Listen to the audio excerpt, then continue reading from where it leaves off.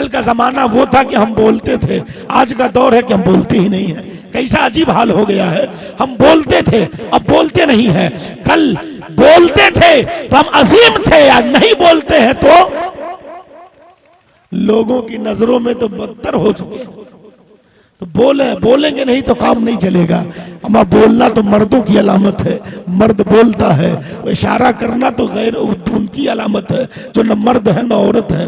जबान से बोल कर तो देखा कितना मजा आएगा। और वैसे भी बोलने के लिए न तो मौलाना अपने नाम पर बुलवाते हैं, न शायर अपने नाम पर बुलवाते हैं, न नकीम अपने नाम पर बुलवाते हैं। बोलना किसी दुनियादार के लिए नहीं, बोलना है तो मदीने के ताजदार के लिए बोलना है। फिर बोलने में शर्म आती है। और हम कहते हैं कि हम नबी के वफादार हैं, नबी को मानने वाले हैं। अरे मानने वाले हैं तो देखे तो सही, ये पंडित ये हिंदू भाई है, कहते हैं कि गर शम्सो कमर को कोई हाथों में उठा ले और नेमते कौनैन को दामन में छिपा ले। फिर सुने, कहते हुए जो जमी ताब फलक दिरहमो दीनार हो शर्क से तागर बतलक माल का अंबार। कहते हैं कि ये दुनिया के लोगों सुनो, जमीन से आसमान तक अगर माल ही माल हो जाए, दिरहमो दीनार यानी सोने और चांदी के सिक्के हो जाए, फिर कहते हैं पूरब से पश्चिम तक पूरा माल ही माल भरा हो जाए, फिर कहते हैं जितनी दरियाएं हैं ये दरिया में तमाम मोती ही मोती हो जाए, फिर कहते हैं जितना पहाड़ है ये पहाड़ पत्थर का नहीं बल्कि पारस बन जाए,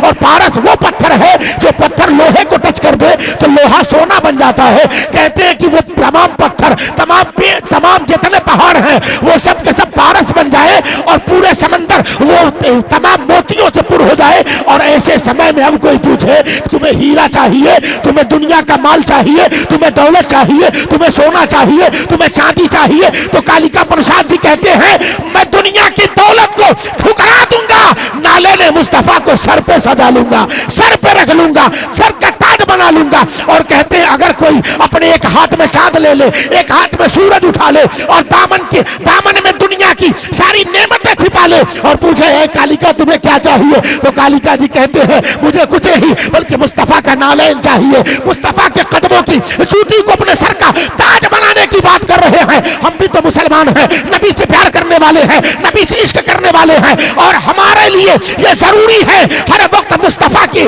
गुलामी का सबूत देते रहे। और मुस्तफा की गुलामी का सबूत देने के लिए हमें इबादत भी करनी होगी, रियाजत भी करनी होगी, तकवा भी करना होगा, परहेजगारी भी अपनानी होगी और मैदानी अमल में आकर बताना होगा हम नबी के गुलाम हैं। सर कटाना भी जानते हैं, सर झुकाना भी जानते हैं।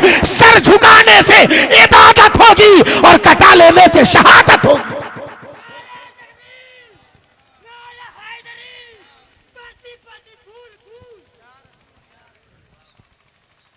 मैंने जिस आयत करीमा की तिलावत की, अल्लाह फरमाता लक़द खलक़नल इंसान फी अहसन तक़वीम, तहक़ीक़ कि हमने इंसान को बेहतरीन सूरत में पैदा किया। No doubt we are born to human very good face. Allah फरमाता है इसमें कोई शक नहीं, हमने इंसान को बेहतरीन सूरत में पैदा किया। अच्छा, इंसान से बढ़िया सूरत किसकी है? कभी आपने देखा खूबसूरती का अवार्ड किसी और को मिला हो?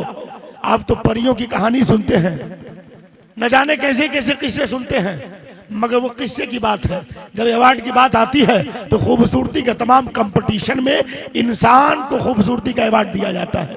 कहीं किसी को मिस यूनिवर्स का खिताब मिलता है, कहीं किसी को मिस वर्ल्ड का खिताब मिलता है। पूरी दुनिया में सिर्फ इंसानों को खूबसूरती का खिताब मिलता है। अमा क्यों न मिलेगा? ये तो पहले मेरे रब ने फरमा दिया, हमने इंसान को बेहतरीन सूरत में पैदा किया और इंसान बना है। इंसान खुद पर नाज करे कि अल्लाह ने अपनी निगरानी में इंसान को बनवाया है। अल्लाह का कुरान फरमाता है, अल्लाह ने कुरान में शैतान ने जब खिताब किया था तो कुरान में उसका नक्शा मौजूद है। अल्लाह ने पूछा काल या इब्लीस मा मना का अंतस्जुदा लिमा खलक़तु बियदिका, ए शैतान तुझे क्या हो गया? तूने उस आदम का सजदा नहीं किया जिसको मैंने अपने दस्ते कुदरत से बनाया, दस्ते कुदरत से बनाया। अल्लाह ने जितनी चीजों को बनाया, कायनात में जितनी चीजें हैं उन्हें दस्ते कुदरत से नहीं बनाया, बल्कि लफ्ज़ कुन से जमीन को बनाया, लफ्ज़ कुन से आसमान को बनाया, पूरे जहान को लफ्ज़ कुन से बनाया। मगर जो लफ्ज़ कुन से बने उनका कोई जवाब नहीं, जमीन का जवाब नहीं, चांद का जवाब नहीं, आसमान का जवाब नहीं, सितारों का जवाब नहीं। जो लफ्ज़ कुन से बने वो इतने लाजवाब है, तो जो इंसान एहतमाम से बना वो कितना लाजवाब होगा। जो इंसान एहतमाम से बना, अल्लाह ने एहतमाम फरमाया, फरिश्तों की जमात को इकट्ठा किया और उसके बाद फरिश्तों की जमात को इकट्ठा करने के बाद अल्लाह ने मिट्टी को बना, मिट्टी मंगाया, उसके बाद आग हवा पानी इन सबको गूंद करके पुतला तैयार किया गया। ये है तमाम नहीं तो क्या है, ये है तमाम नहीं तो क्या है। फरिश्तों को बनाया यूं ही लफ्ज़ कुन से बना दिया, नूर से बना दिया।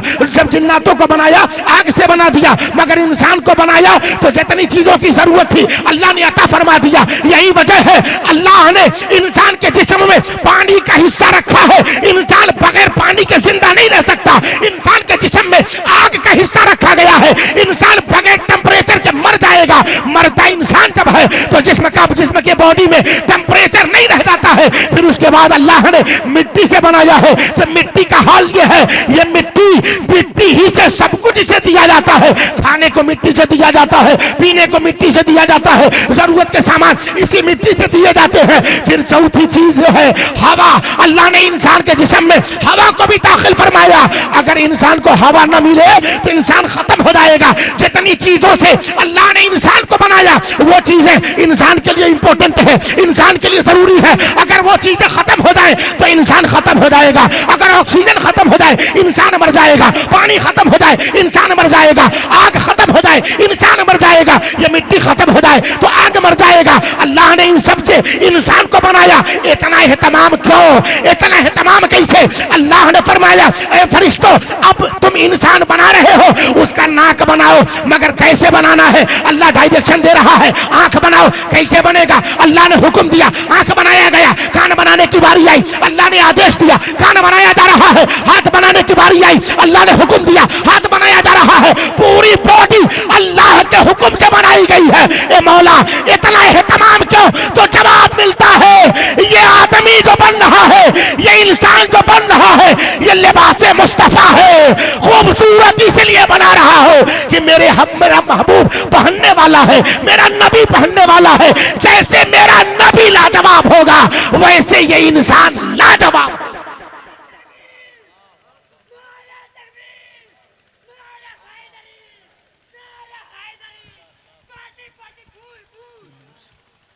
इंसान इसीलिए इतना खूबसूरत बनाया गया कि ये लिबास मुस्तफ़ा जाने रहमत पहनने वाले थे। इस लिबास को मेरे नबी पहनने वाले थे। ये लिबास इंसान का इतना खूबसूरत बना। अब अपने आप पे ज़रा अपने आप को देखो तो सही। अल्लाह ने इतना खूबसूरत बनाया, मगर हाँ खूबसूरत बनाया तो बाहर से ही खूबसूरत बनाया। हाथ खूबसूरत है, पैर खूबसूरत है, कान खूबसूरत है, आँख खूबसूरत है, ज़बान खूबसूरत है, मगर क्या इतने से काम चलेगा? तो उलमा फरमाएंगे, अल्लामा शकील अख्तर निजामी फरमाएंगे, अरे ऐसा कुछ नहीं होगा। बाहर से खूबसूरत होने से काम नहीं चलेगा। अरे बाहर खूबसूरत है तो अंदर भी खूबसूरत होना चाहिए, अंदर भी खूबसूरत होना चाहिए। अल्लाह ने बाहर खूबसूरती की जमानत ले ली है। हमने इंसान को बेहतरीन सूरत में पैदा किया है, इससे बेहतर कोई सूरत नहीं हो सकती। मगर बाहर से तो खूबसूरत है, अब अंदर से खूबसूरत कैसे होगा? अंदर से हैंडसम कैसे होगा? अंदर से स्मार्ट कैसे होगा? अंदर से ब्यूटीफुल कैसे होगा? तो जवाब मिला, हमने इंसान को बनाया तो इंसान के साथ साथ हमने शरीयत भी भेज दिया, इस्लाम भेज दिया।